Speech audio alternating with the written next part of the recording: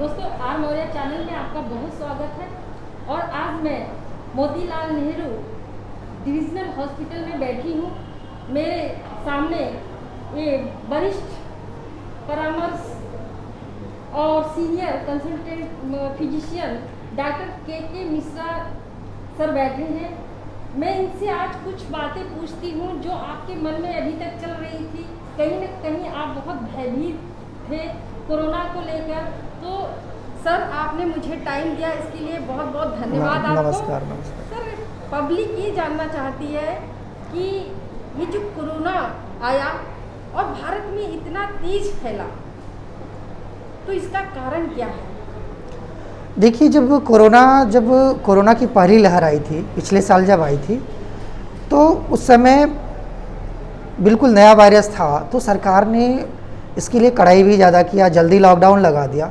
Lockdown लगाने की वजह से प्लस पब्लिक में थोड़ा सा एक डर भी था, भय भी था, तो उतनी तेज़ी से नहीं फैला जितना कि हमने अभी 2 महीने पहले सेकेंड लहर में देखे कि कोरोना एक साथ बहुत तेज़ी से फैला और आंकड़ा 4 लाख प्रतिदिन को भी क्रॉस कर गया।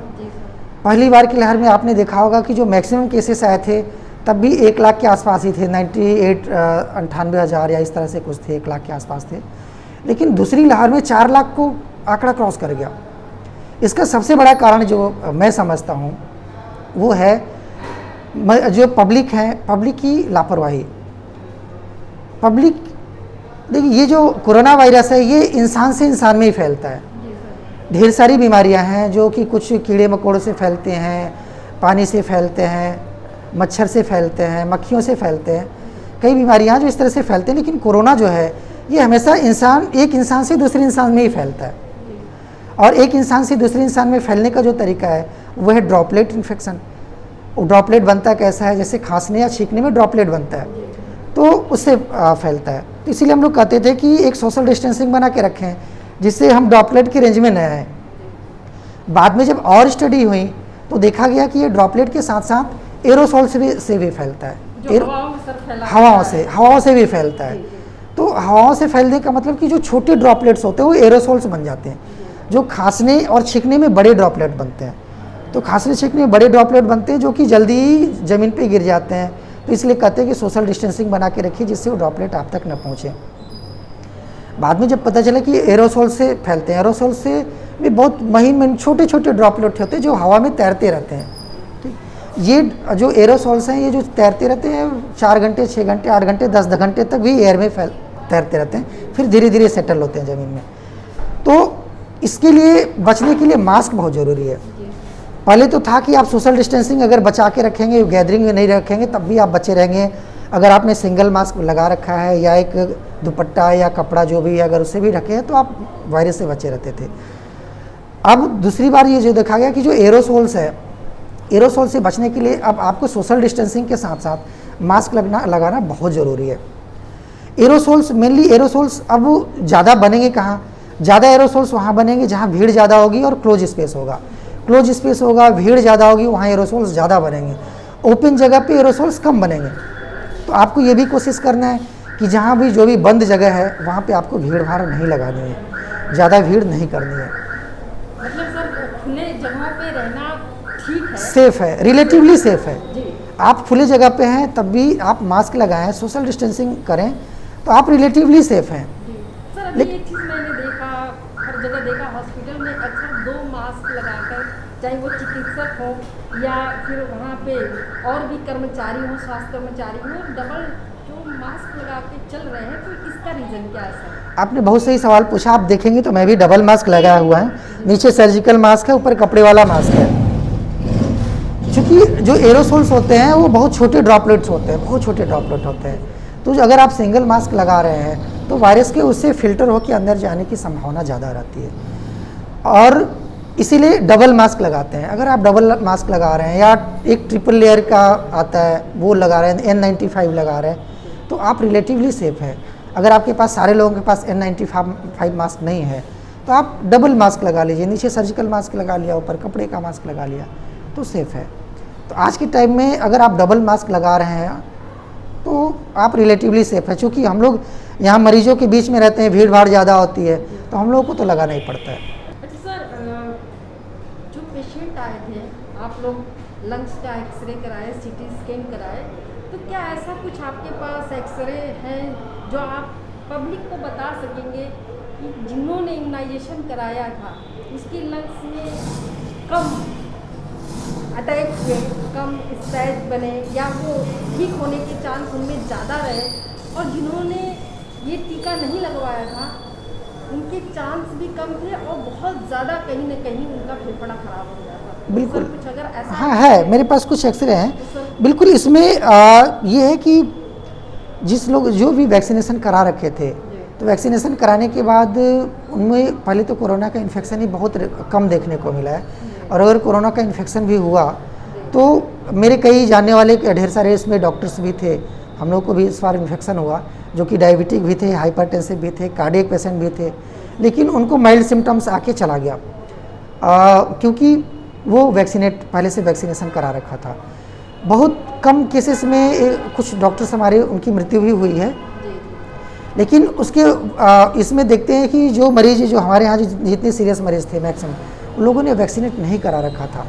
उनके वैक्सीनेट न कराने की वजह से उनके लंग्स बहुत ज़्यादा ख़राब हो रखे थे। जैसे कुछ एक्सरे हैं हमारे पास, मैं दिखाना चाहूँगा आपको। जैसे एक ये मरीज है, अगर आप इसमें देखेंगे ये वैक्सीनेट नहीं करा रखा था, इसके जो लंग्स देखेंगे ये पूरा इस साइड का पूरा लंग्स इन्फेक्टेड है। सफेद भाग है, इसका मतलब ये जितने सफ़ेद भाग देख रहे हैं सब में ये इन्फेक्शन है, कंसोलिडेशन का है इसको। तो कंसोलिडेशन इन्फेक्शन की वजह से होता है, ये सारे बिल्कुल कंसोलिडेशन इन्फेक्शन की वजह से। ये जो आपका लेफ्ट साइड वाला है इसमें भी पूरा इन्फेक्शन हो रखा है, बहुत कम ही इसको अगर आप कहेंगे तो मोर देन 90% लंग जो है इन्फेक्ट हो चुका है। तो ऐसे मरीज है, इन्होंने वैक्सीनेट नहीं करा रखा था। कई एक्सरे हैं, ये भी वैक्सीनेट नहीं करा रखे थे, इनके भी देखिए राइट साइड का लंग बहुत ज़्यादा इसमें इन्फेक्शन है, लेफ्ट साइड में भी है। ये हैं, ये सब वैक्सीनेट न कराने वाले हैं एक्सरे, ठीक है। इनमें भी देखिए लंग इन्फेक्शन बहुत ज़्यादा है, इस साइड में बहुत ज़्यादा इन्फेक्शन है। कई एक्सरे हैं, ढेर सारे हैं, ये सब बहुत ज़्यादा है इन्फेक्शन है। ये सारे पेशेंट जिनके ये लंग्स एक्सरे सर, ये कहीं ना कहीं सीरियस कंडीशन में, ये सब सीरियस कंडीशन में आए थे। इनकी ऑक्सीजन सेचुरेशन बहुत कम आ रहे थे, 30, 40, 50 आ रहे थे ऑक्सीजन हटाने पे। और एक दो हैं जिन्होंने वैक्सीनेट करा रखा था,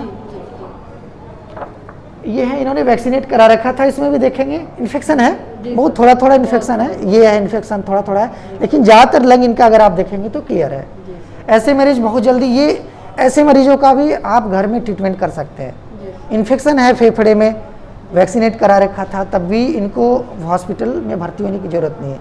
ऐसे मरीजों का भी हम लोग घर पे ही ट्रीटमेंट करा देते थे और ये सही हो जाते थे। एक एक्सरे और है मेरे पास, ये भी है, ये भी इनका भी देखिए तो लंग ज़्यादातर अच्छा है, क्लियर है। तो इसलिए ये संदेश देना चाहेंगे कि अगर आपका नंबर आ रहा है तो आप ज़रूर वैक्सीनेट कराइए। अब तो हमारी सरकार ने 18 साल से ऊपर वालों को भी वैक्सीनेट करा रही है, तो जब भी अगर आपका नंबर आए तो आप वैक्सीनेशन ज़रूर कराइए।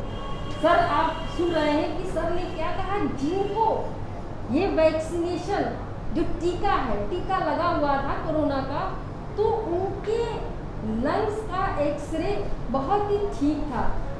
छोटा एक अमाउंट में इन्फेक्शन था, एक माइल्ड इन्फेक्शन था, लेकिन जिन्होंने टीकाकरण नहीं करवाया उनमें बहुत ही ज़्यादा इन्फेक्शन था। कहीं ना कहीं लंग्स का 80 to 85% भाग खराब हो चुका था। तो दोस्तों, ये जो आप लोग किसी के द्वारा व्हाट्सएप पे दुनिया भर की जो वीडियो देखते हैं उसमें गलत चीज़ों को फैलाया जाता है, ये आपके दिमाग में तुरंत आ जाता है, लेकिन डॉक्टर क्या बता रहे हैं और सच्चाई क्या है, ये चीज़ें आप बहुत देर में समझ पाते हैं।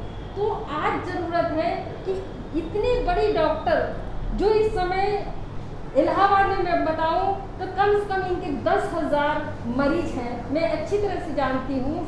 तो ये लोग बता रहे हैं कि क्या करना चाहिए, इनको फॉलो करना बहुत ज़रूरी है, इनकी बातों को समझना बहुत ज़रूरी है। तो सर एक चीज़ और बताएं कि ये इन्फेक्शन के बाद अभी जो फंगल इन्फेक्शन बहुत ज़्यादा फैला हुआ है, तो इसके बारे में आप क्या कहेंगे? और बिल्कुल इसमें म्यूकरमाइकोसिस कहते हैं, ब्लैक फंगस भी कहते हैं, साधारण भाषा में ब्लैक फंगस कहते हैं इसको। ये जनरली उनको होता है जिनकी इम्यूनिटी कम है। देखिए ओवरऑल अगर देखा जाए तो इम्यूनिटी का ही खेल है, कोरोना भी इम्यूनिटी का खेल है। अगर आपकी इम्यूनिटी अच्छी है तो आपको इन्फेक्शन होगा नहीं, अगर होगा भी तो माइल्ड सिम्टम्स आएंगे। इम्यूनिटी अगर कम है तो आप सीवियर कैटेगरी में आएंगे। उसी तरह से जो ब्लैक फंगस है ये भी उन्हीं लोगों को होता है जिसकी इम्यूनिटी बहुत कम है। तो इम्यूनिटी कम, या तो पहले से वो डायबिटिक रहे हों, कोई कीमोथेरेपी चल रही है, डायबिटिक हैं, कैंसर के पेशेंट हैं या डायलिसिस वगैरह पे हैं, प्लस उसके बाद हॉस्पिटल में भी ढेर सारे हमारे को जो है ब्लैक फंगस के केसेस देखने को मिले ऐसे मरीजों में जिनको कि सीवियर कोरोना हो रखा था। सीवियर कोरोना होने की वजह से उनका हॉस्पिटल स्टे बहुत लंबा था, महीने महीने तक हमारे हॉस्पिटल में भर्ती रहते हैं। तो इनको लंबे हाई डोज पे लंबे समय तक इनको जो है स्टेरॉयड देना पड़ा। इनको डायबिटिक भी था, कई मरीजों को हाई डोज स्टेरॉयड देना पड़ा। तो ऐसे मरीजों को भी ब्लैक फंगस होने का खतरा बहुत ज़्यादा होता है। तो ऐसा ढेर सारे जो ब्लैक फंगस के केसेस आए तो उनमें उन्हीं को देखने को मिला जिनकी इम्यूनिटी कम थी, हॉस्पिटल स्टे बहुत ज़्यादा था, लंबे समय तक स्टेरॉयड देना पड़ा और डायबिटीज मरीज थे।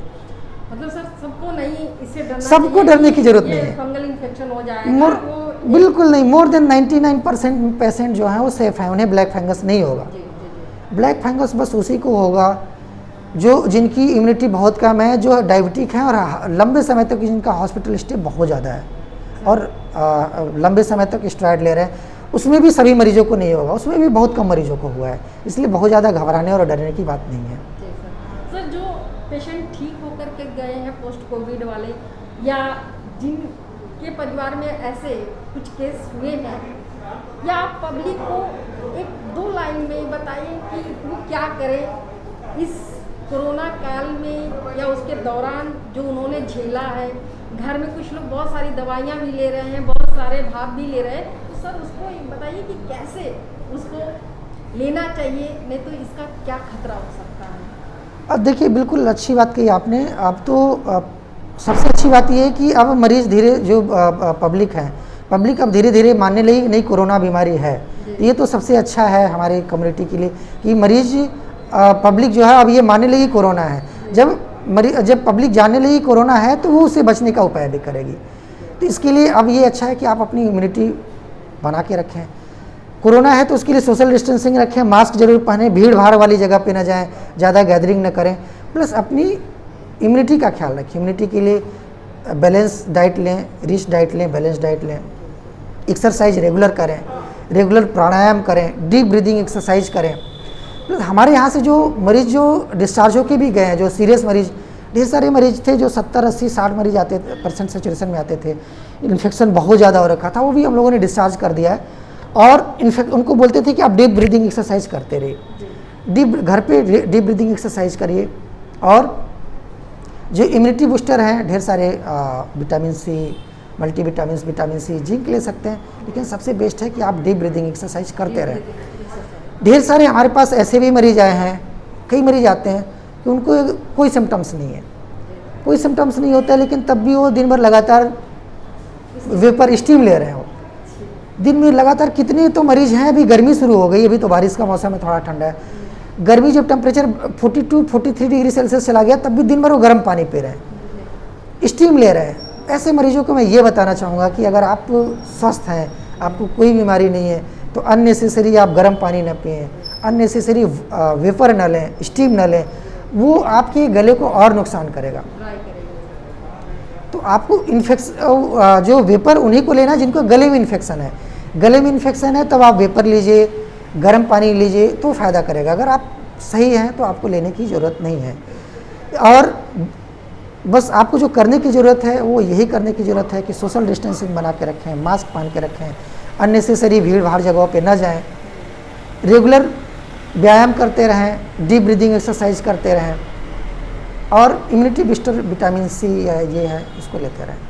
सर आपको बहुत बहुत धन्यवाद जो आपने इतनी अच्छी बात हमारे श्रोताओं को बताए, लोगों को बताए, और आपने हमें समय दिया। और साथ में आप सभी लोग को बहुत बहुत धन्यवाद जो आप लोगों ने इसको बहुत अच्छे से सुना। दोस्तों अभी तक अगर आप आर मौर्या चैनल को सब्सक्राइब नहीं किए तो प्लीज़ कर लीजिए। बहुत सारे जो हेल्थ के संदर्भ में, जो बीमारियों के बारे में आपको जानकारियाँ देनी हैं, इतने बड़े बड़े डॉक्टर, जो फिजिशियन, बहुत सारे चेस्ट फिजिशियन, तो वो आप सुन सके, उसको आप जान सके, इसके लिए आपको बेल आइकन प्रेस करना होगा और इस वीडियो को इतना शेयर कर दीजिए कि सब लोग सही बातें समझ लें। और आप लोग को बहुत बहुत धन्यवाद। धन्यवाद।